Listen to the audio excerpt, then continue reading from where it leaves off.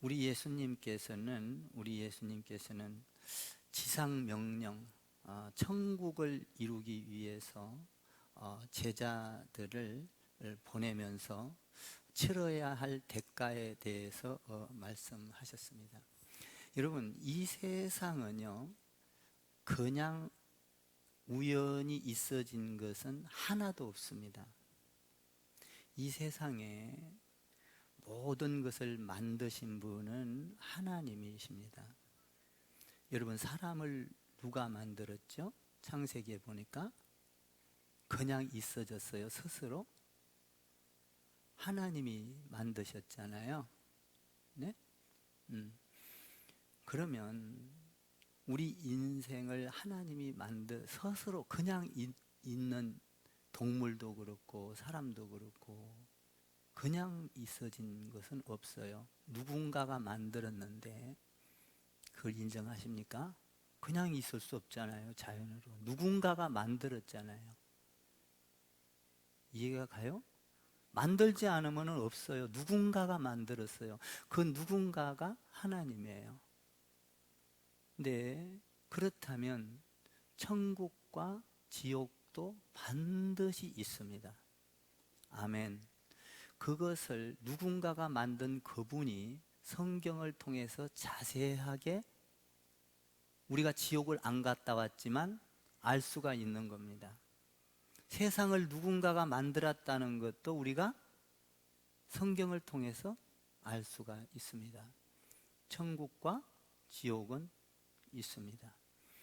그러면 우리 하나님께서 이 세상을 온전한 천국으로 만들기 위해서 그 지상 명령, 땅 끝까지 이르러 하나님의 사람들을 만들기 위해서 이 지상 명령을 들려주면서 제자들을 세상으로 보냅니다.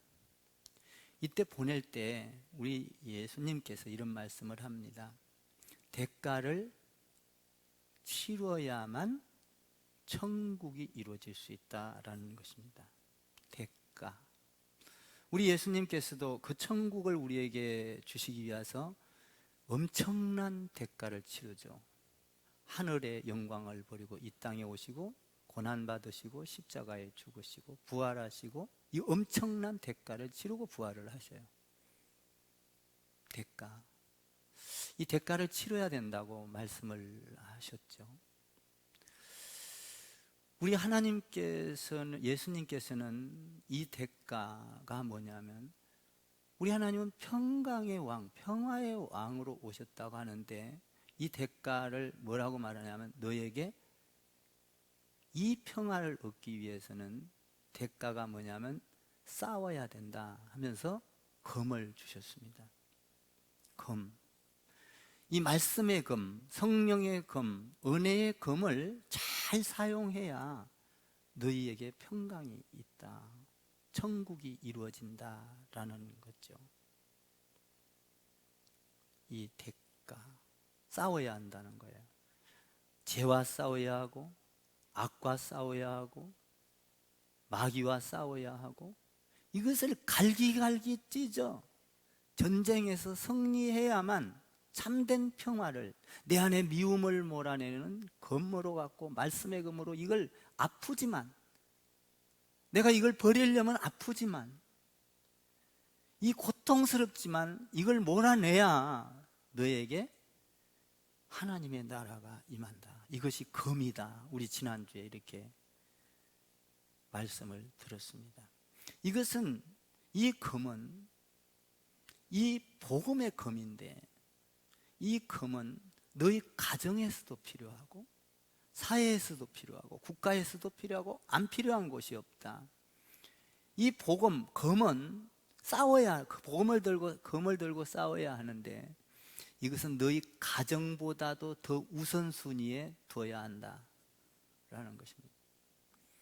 이것을 우리 하나님께서 잘 설명하기 위해서 우리 지난주에 아브라함의 아들 이삭을 통해서 예를 들었습니다.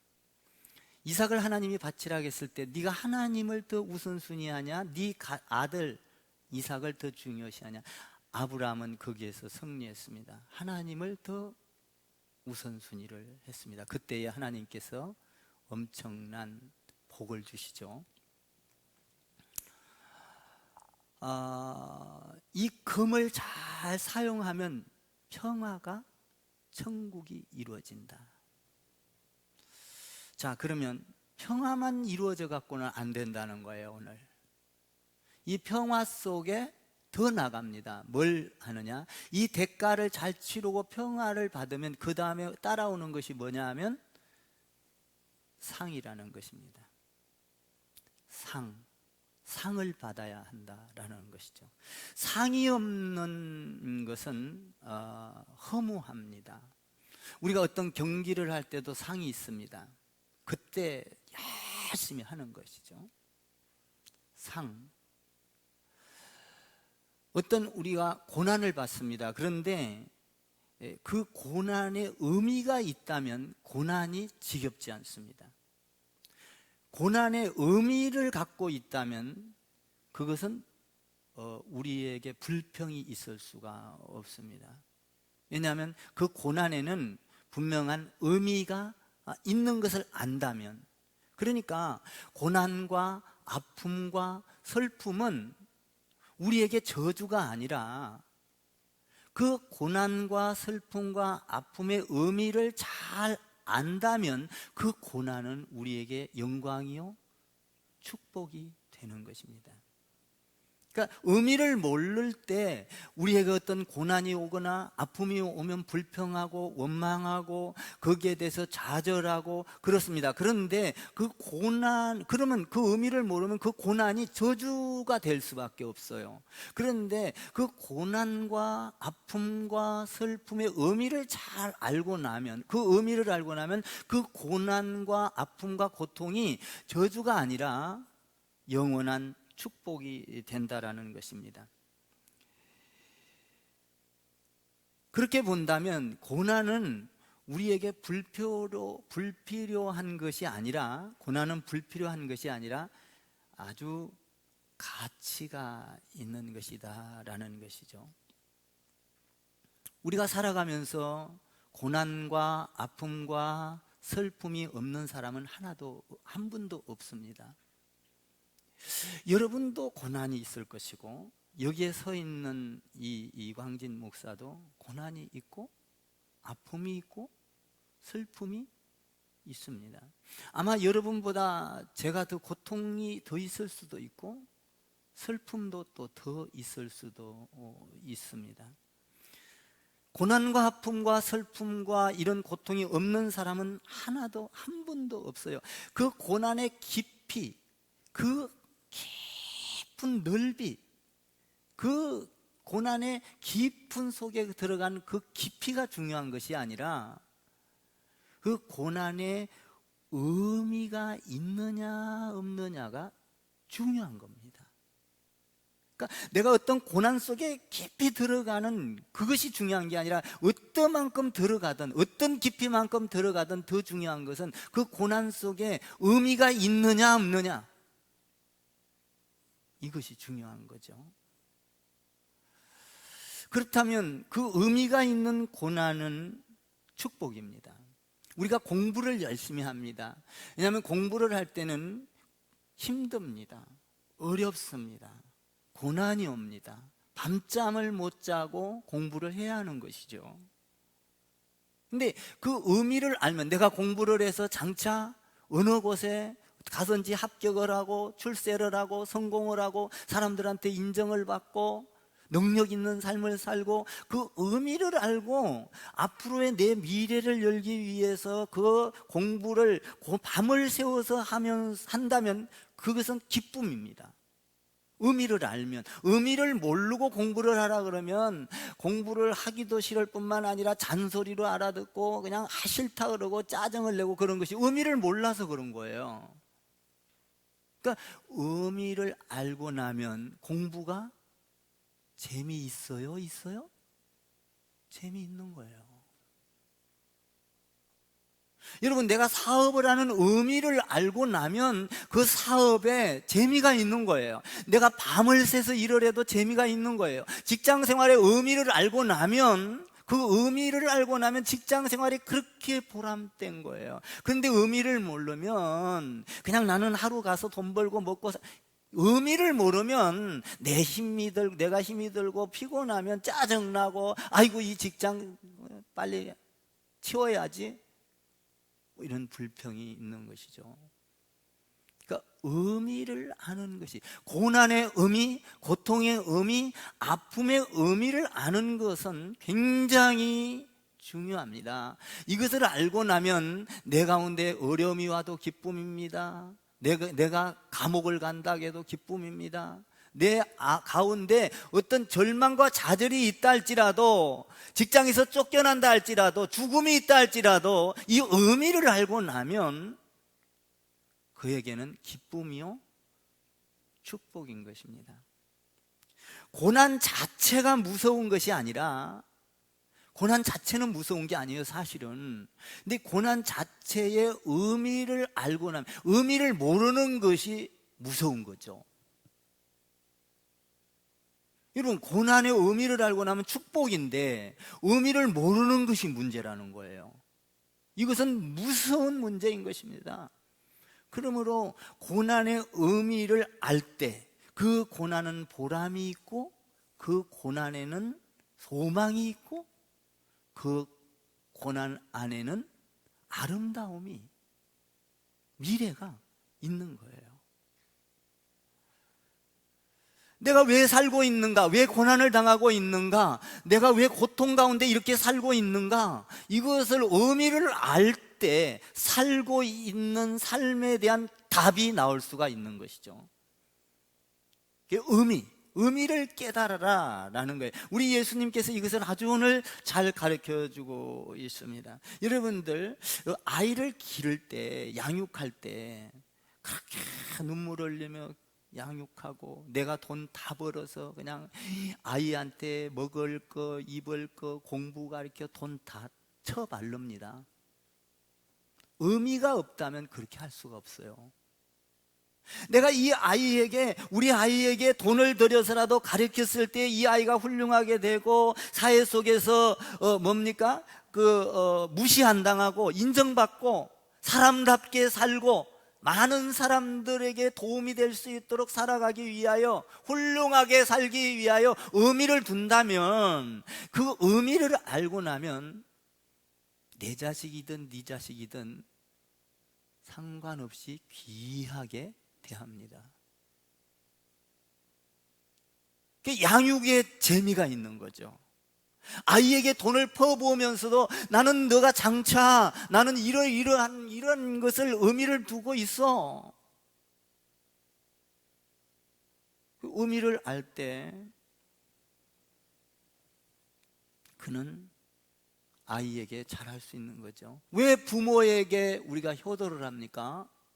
의미를 알 때. 의미를 모르면 부모가 조금 마음에 안 들면 그냥 불평하고 지저분하게 생각하고, 여러분, 늙으면 다 지저분해져요. 그 의미를 모르면 안 돼요. 나이 들면 아무리 깨끗한 사람도 헐려요.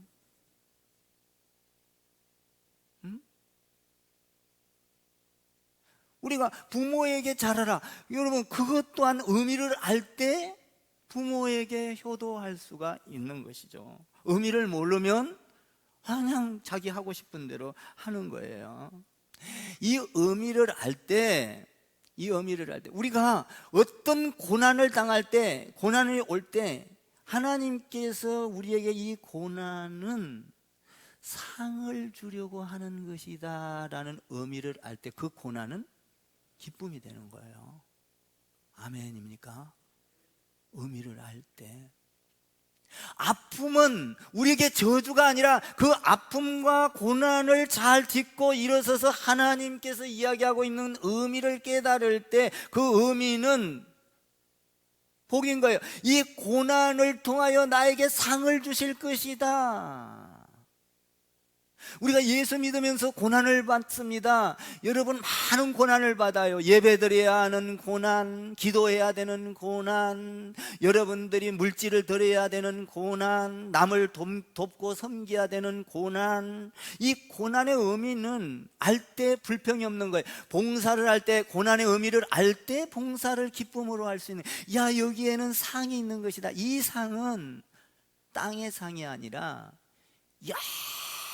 영원한, 시작도 없고 끝도 없는 상, 내가 이 세상에서 맛볼 수 없는 희열과 평강과 영광과 감사와 찬양이 넘치는, 풍요로움이 넘치는, 감당할 수 없는 그 평화와 기쁨의 영광의 상, 그것도 일시적인 것이 아니라 영원토록 있어야 주어지는 그 상, 그 상을 안다면 우리의 고난은 가치가 있는 것이죠.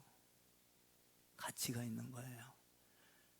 그 고난을 기쁨으로 받아들일 수 있는 거예요. 오늘 그 상을 너희가 잘 알고 깨달아야 된다라는 것을, 평강이 있다면 그 다음에 평강으로 끝나는 것이 아니라, 평강으로 말로만 그냥 은혜로만 끝나는 것이 아니라, 천국으로만 끝나는 것이 아니라, 그 천국 안에는 네가 감당할 수 없는 상이 들어있다라는 거예요.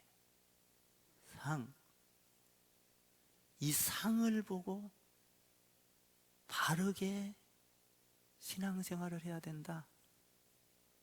이 상을 바라보고 만남의 축복을 알아야 한다. 여러분, 만남이라는 건 굉장히 중요합니다. 내가 누구를 만나느냐에 따라서 내 인생이 바닥에 성공으로 갈 수 있고 실패로 갈 수가 있습니다. 내가 한 남편을 잘 만남으로 내 아내로서의 내 인생이 달라질 수 있고, 내가 아내를 잘 만남으로 남편으로서 내 인생이 달라질 수가 있어요. 그렇죠? 어떤 사람은 아버지를 잘 만남으로 그 인생이 달라질 수가 있어요. 응? 이 만남이라는 게 얼마나, 이 만남에서 너희에게 영원한 상을 내가 가르쳐 주겠다 이 말이에요. 오늘 주님이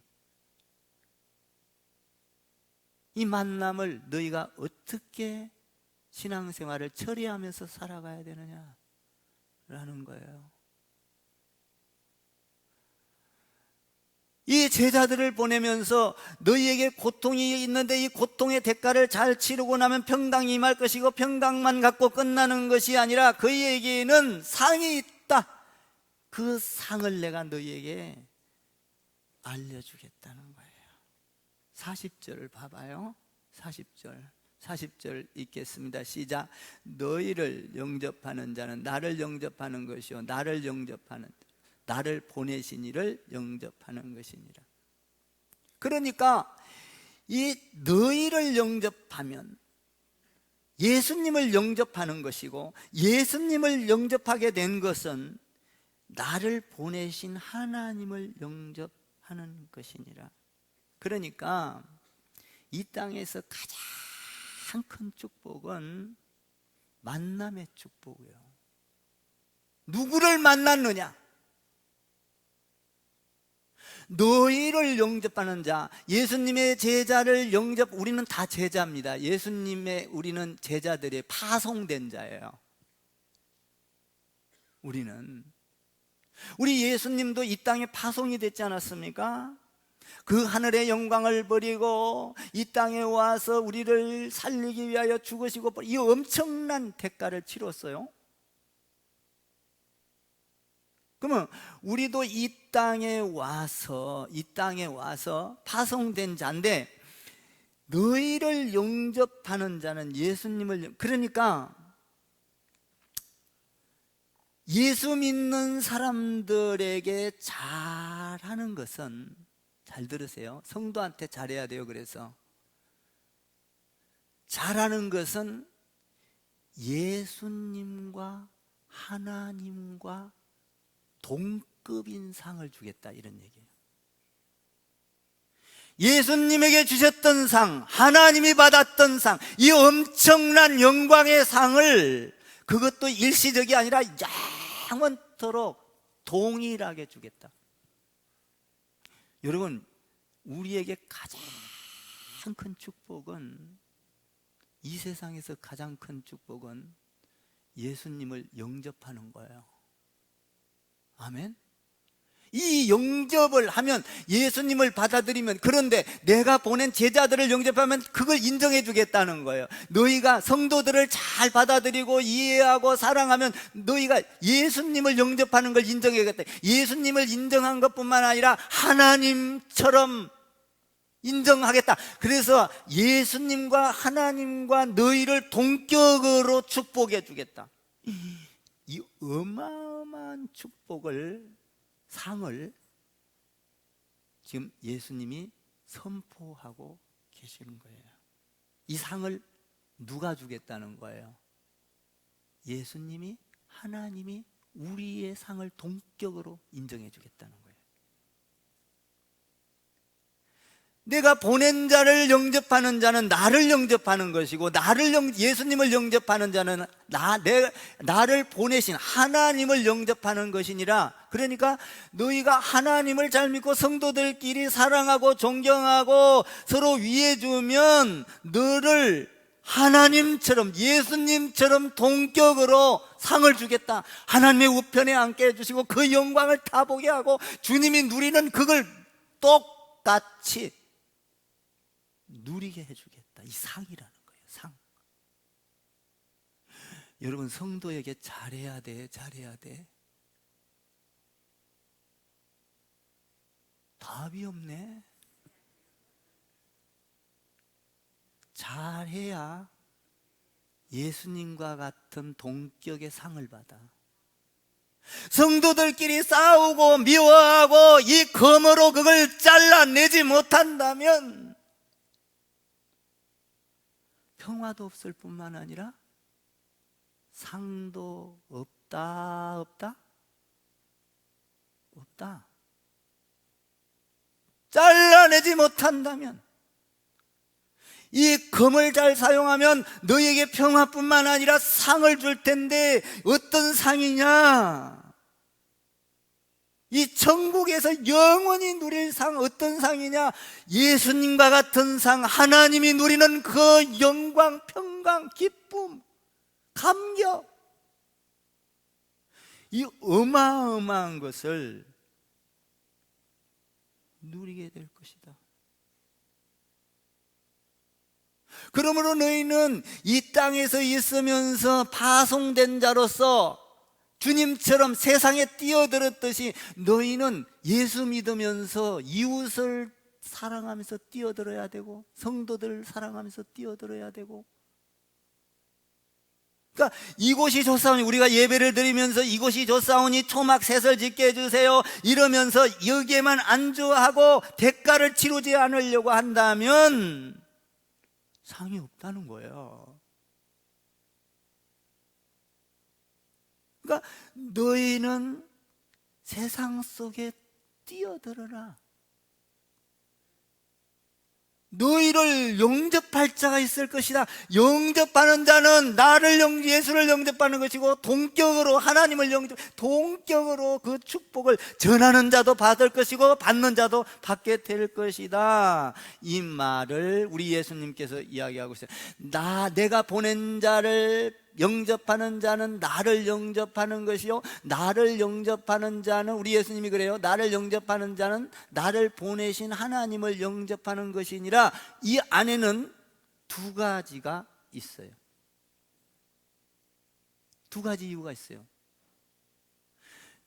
너희를 영접하고 나가 보낸 자를 영접하는 자는 예수님을 영접하고, 예수님을 영접하는 자는 하나님을 영접하는 것. 여기에는 두 가지가 있는데, 첫 번째로 이거는 파송의 의미가 있는 거예요.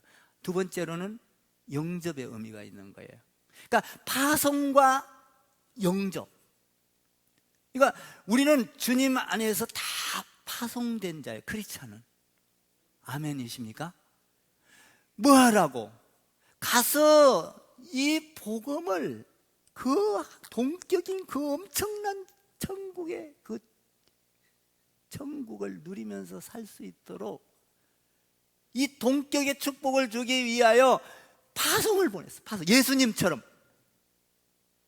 우리 예수 믿는 건 그냥 은혜 받고 이곳이 좋사오니가 아니에요. 나가서 예수님 파송한 것처럼 파송해서 그 다음에 영접하라, 이 말이에요. 이 말이 누가복음 10장에서도 똑같은, 하여튼 약간 비슷한 말이 있어요. 이렇게 돼 있어요. 너희 말을 듣는 자는 곧 내 말을 듣는 것이요, 너희를 저버리면 곧 나를 저버리는 것이요, 나를 저버리는 자는 나를 보내신 이를 저버리는 것이니라. 그러니까 우리가 예수 믿는 사람한테 잘해야 돼, 잘해야 돼? 성도들 미워하면 돼, 안 돼? 안 된다 이 말이야.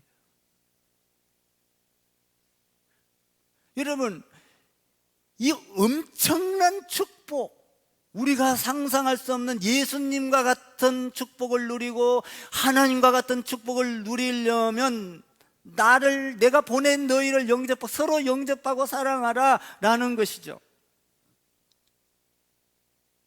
그랬을 때 축복이 있다는 거예요. 상이 있다는 거예요. 이 예를 창세기에서 이렇게 아브라함에게 예를 들어서 말을 하죠. 하나님이 아브라함을 찾아옵니다. 창세기 12장에서 아브라함아, 네 하나님, 내가 너에게 지시한 땅으로 너는 가라. 네, 가겠습니다. 떠나요? 아브라함이 떠나는데 하나님께서 아브라함이 떠날 때 하나님께서 그 아브라함에 뭐라고 합니까? 야 아브라함아, 나는 네가 내 말을 듣고 이 칼을 잘 사용하고 순종하였으니 나는 너에게 축복하겠다. 너를 축복하는 자는 모든 자가 축복을 받을 것이고 너를 저주하는 자는 모든 자와 민족이 저주를 받을 거야. 그 말씀을 오늘 예수님이 하시고 있는 거예요. 내가 보낸 자를 영접하는 자는 나를 영접하는 것이요, 나를 영접하는 자는 나를 보내신 아버지를 영접하는 것이라. 그러니까 우리가 하나님의 동급으로 축복 상을 받으려면 성도들을 사랑하고 위해주고 축복하고, 할렐루야, 미워해서는 안 된다 이 말이야. 악과는 싸워야 되는데 성도들 간에는 나를 영접하는 자, 그를 영접하고 받아들여라. 성도들을 위로해 주라. 힘을 내라. 아브라함에게 축복 상을 주죠. 너를 저주하는 자는 저주를 받을 것이고 너를 축복하는 자는 축복받을 거야. 여러분, 성도들을 축복하는 여러분 되기를 주님의 이름으로 부탁합니다. 축복하는 자가 돼야 돼요. 항상 성도들을 축복해야 돼요. 여러분들이 성도들을 향하여 비난하거나 원망하거나 불평해서는 안 되는 거예요. 이 말씀이 그러니까.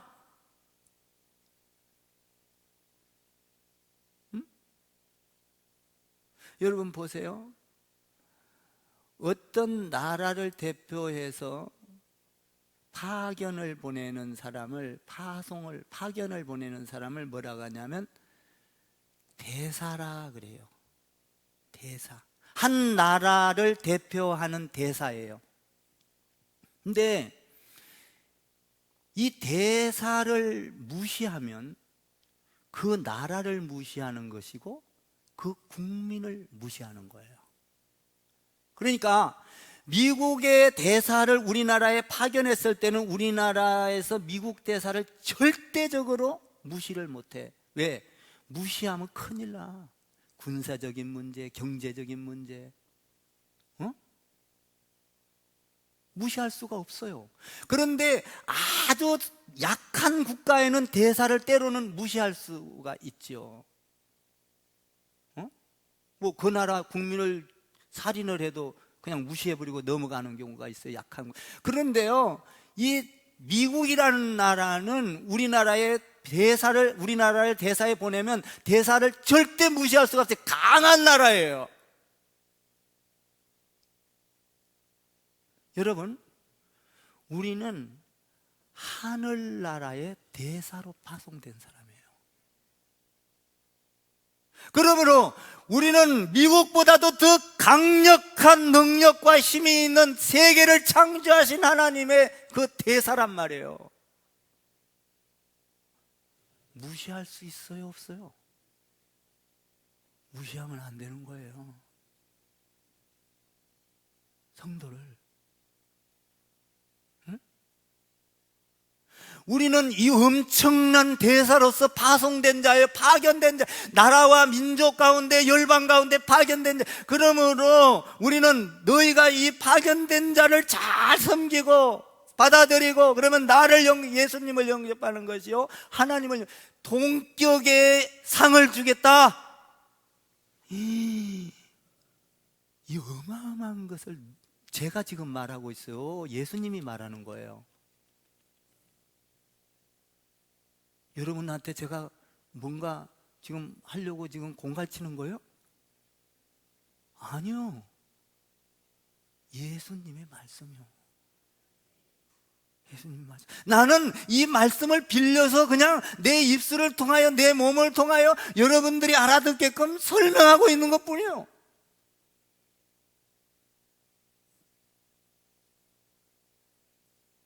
그리스도인은 하늘의 대사다 이 말이에요. 천국의 대사. 그러므로 우리는 절대적으로 무시할 수가 없다 이 말이에요. 나의 보낸 자를 영접하는 자는 나를 영접하는 것이요, 나를 영접하는 자는 나를 보내신 하나님을. 여러분, 성도가 얼마나 중요한지를 알아라 이 말이에요. 사도 바울은 갈라디아서에서 이렇게 말합니다. 갈라디아 지방에 복음을 전하다가 이렇게 말을 해, 이렇게 간증을 해. 너희는 나를 업신여기지도 아니했고, 너희는 나를 버리지도 아니했고, 너희는 나를 오직 천사와 같이 대우하였도다. 바울이 유명해서 능력이 있어서 그래요? 아니에요. 왜? 너희가 나를 업신여기지도 아니했고 무시하지도 아니했고 너희들이 나를 천사와 같이 대접했다. 이 말은 뭔 말이냐면, 바울 안에 복음이 있었던 거예요. 복음.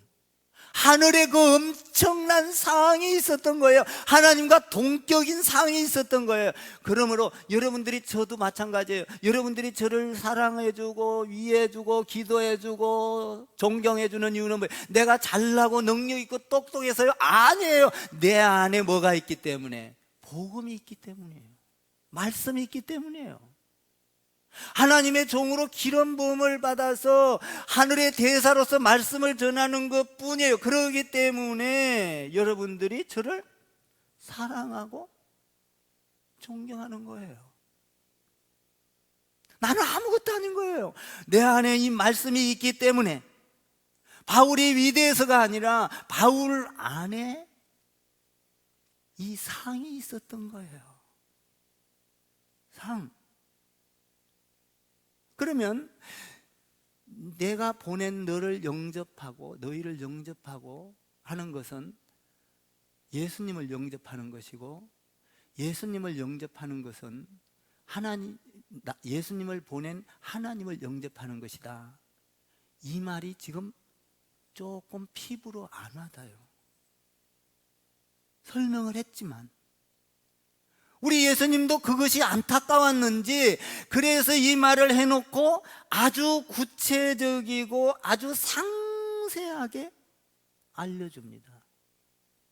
우리 주님은 항상 상세하고 친절하셔요. 저는 예수님을 닮았나 봐. 항상 친절하고 자세하게 가르쳐 주려고 애를 써. 우리 주님도 오늘 그 말씀을, 너희를 영접하는 자는 나를 영접하는 것이고 나를 영접하는 자는 나를 보내신 하나님을 영접하는 거야, 하나님과 동격인 상을 줄 거야 라고 말을 하면서 이것을 아주 구체적으로 잘 가르쳐줘요. 세 가지로 가르쳐줍니다. 41절을 한번 읽어보세요. 첫 번째로 가르쳐주는 내용이에요. 41절 시작.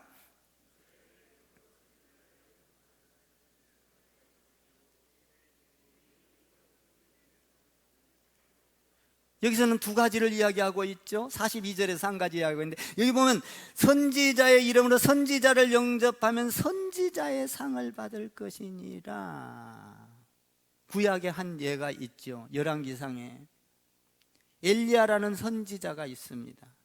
엘리야라는 선지자가 예언을 합니다. 3년 반 동안 비가 안 올 것이다. 정말 비가 안 와요. 그냥 가뭄이 와서 그냥 그리 시냇가가 다 말라버려요. 근데 이 엘리야가 그 피해가 가지고 있는데 까마귀가 와서 먹을 걸 날라다 줘요.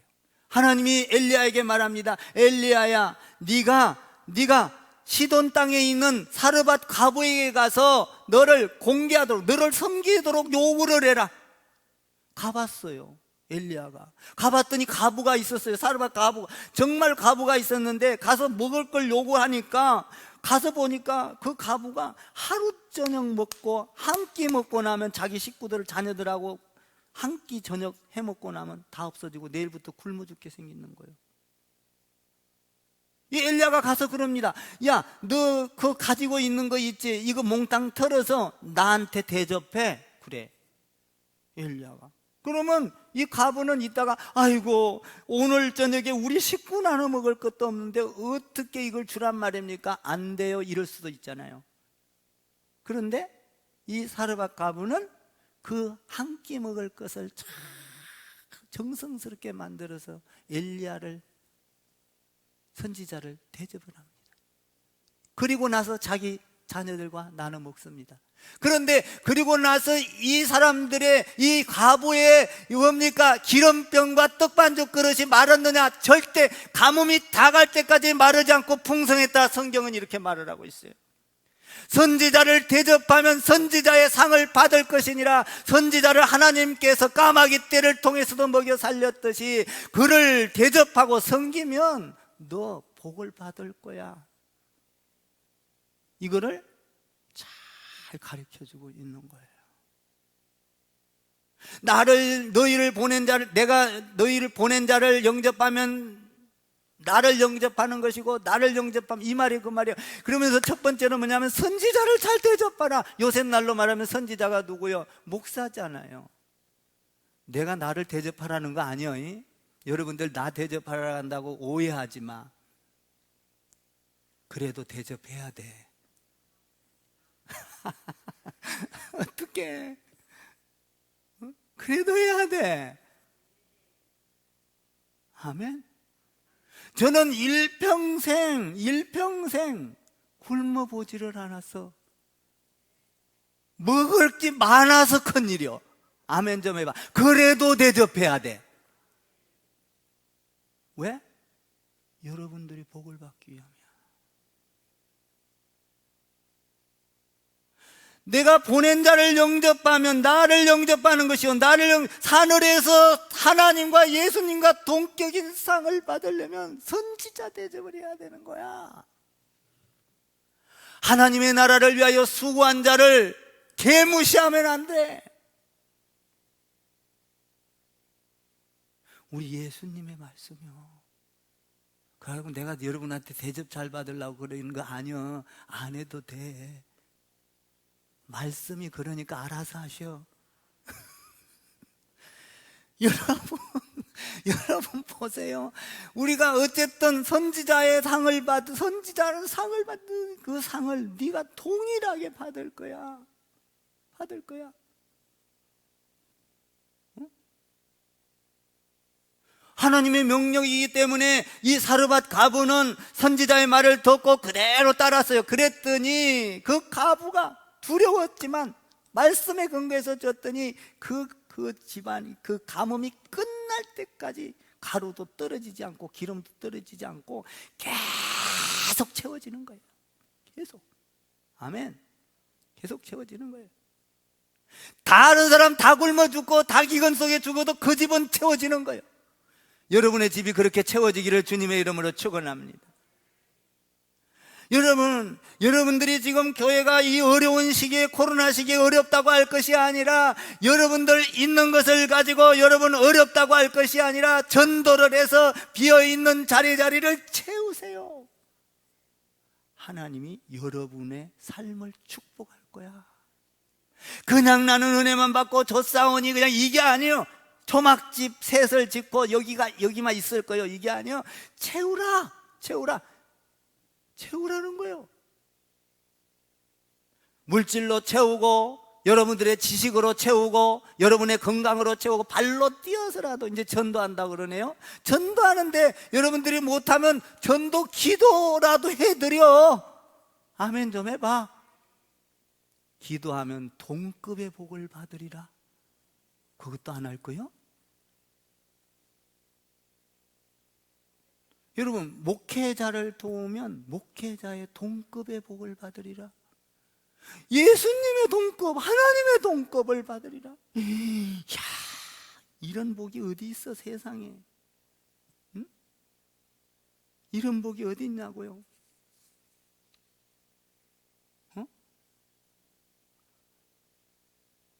동급 받기를 주님의 이름으로 축원합니다. 동이라니까 금은 동 아니고 하나님과 같은 축복을, 상을 받으리라. 두 번째로요, 41절에서요, 의인의 이름으로 의인을 영접하는 자는 뭔 상을 받으리라? 의인상.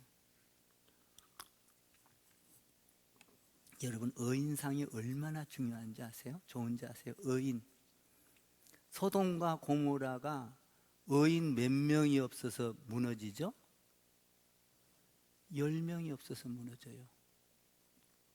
그러니까 소돔과 고모라 성, 그 거창한 성이 의인 10명과 그 성 전체의 무게와 상세 같다 이 말이에요. 동일한 무게로 보는 거예요. 예루살렘이 의인 몇 명이 없어서 무너져요? 1명. 예루살렘 전체가 의인 1명의 무게와 같아요. 그러니까 의인이라는 건 대단한 거예요. 네? 여러분, 예수 믿는 사람을 의인이라는데 의인을 잘 대접하면 뭔 상을 받으리라? 의인의 상을 받으리라. 그러니까 우리가 예수 믿으면서 두려워할 거 없어요. 잘 대접하고 우리 주님 대접하고 섬기러 오셨잖아요. 그것을 오늘 여기에서 잘 이야기해 주고 있어요. 의인의 이름으로 의인을 영접하면 의인의 상을 받을 것이니라. 응? 의인과 상급이 똑같다는 거예요. 그러니까 뭔 말이요? 내가 보낸 자를 영접하면 나를 영접하는 것이요, 예수님을 영접하는 것이요, 예수님을 영접하면 나를 보내신 누구를 영접하는 거라? 하나님을 영접. 이 상이 동급이다 이거야. 그러니까 너에게 그걸 주는데 구체적으로 그걸 잘 못 깨달으니까 쉽게 가르쳐줄게 그러면서 뭐라고 하냐면 선지자를 잘 영접해, 잘 섬겨. 의인을 잘 의인답게 욕하지 말고 찌지고 싸우지. 어떤 사람은요, 신앙생활하면서 세상에 미칠 노릇이지 목사를 욕을 하고 수군거리는 사람이 있어. 왜 그래? 왜 그래? 왜 그러냐고. 우리 교회는 없지만, 우리 교회는 없어요. 왜 그러냐고요. 오늘 그 상을 받, 여러분 목회자가요 얼마나 하나님을 위해서 수고한 줄 아십니까? 여러분들이 보기에는 보잘것없다 할지라도 하나님 보기에는 의인인 거야. 내 마음에 안 들다고 어쩌고 저쩌고 해도 하나님 보기에는 마음에 드는 거야.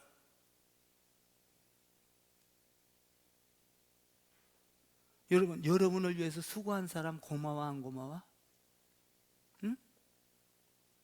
안 고마워? 여러분을 위해서 희생하고 봉사하고 여러분을 막 섬겨주고 고마워 안 고마워? 선지자는 하나님을 위하여 헌신하는 자야.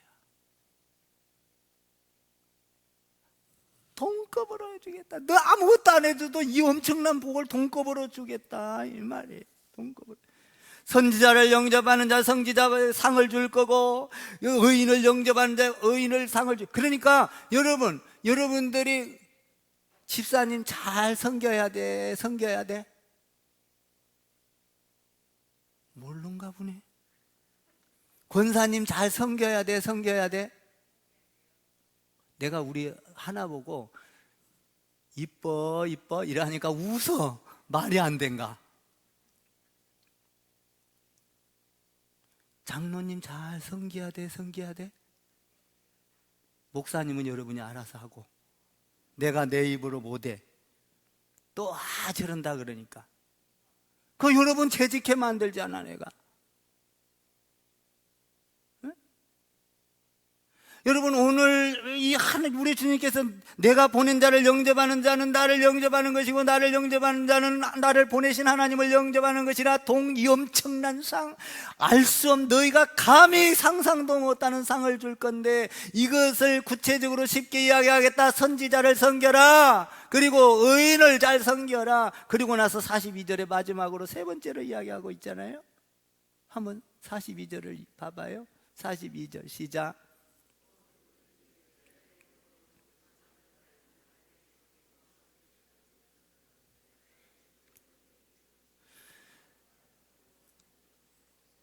예수님을 위해서 복음을 전하는 자도 동급으로 주지만 거기에다가 찬물 한 그릇이라도 대접을 하는 자는,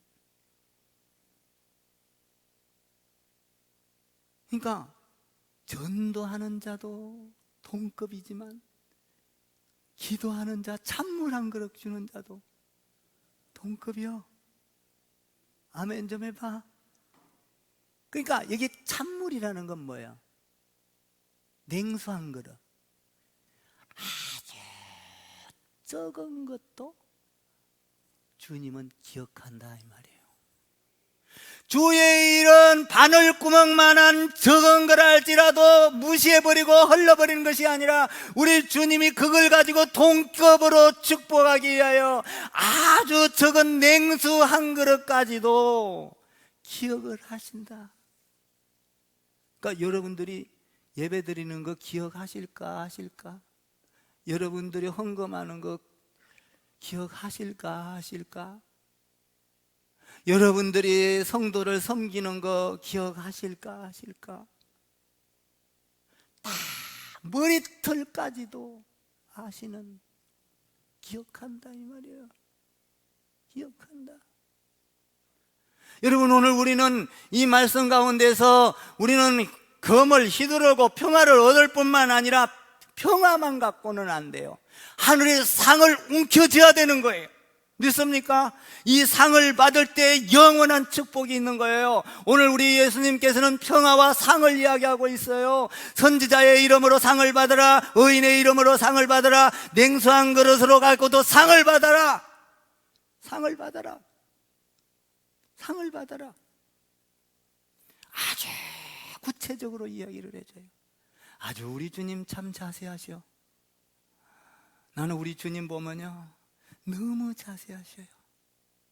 그래서 요한 1서에 보니까 이런 말이 있어요. 누구든지 하나님을 사랑하노라 하고 그 형제를 미워하면 이는 거짓말하는 자니 보는 바 형제를 사랑하지 아니하는 자가 보이지 아니하는 하나님을 어떻게 사랑할 수 있겠느냐?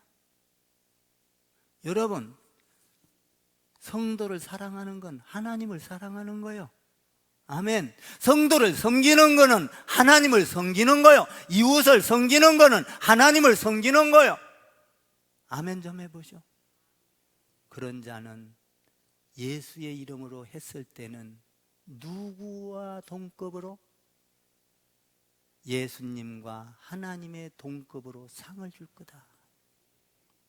여러분 예수의 일로 많은 구제를 하세요. 예수의 이름으로 섬기세요. 예수의 이름으로 나누세요. 예수의 이름으로 여러분들 다른 사람을 위로해 주세요. 그렇다면 동일한 상을 주겠다. 큰 거에서 하려고 하지 마요. 적은 거부터. 냉수라잖아. 오늘 큰 거 갖고 안 나왔잖아. 우리 예수님이 냉수. 설탕물도 아니고 냉수. 설탕물은 냉수도 돈 들어가나 요새는?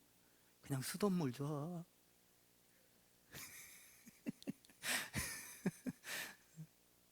아멘. 나는 여러분이 선지자의 복 받기를 바랍니다. 의인의 복 받기를 바랍니다.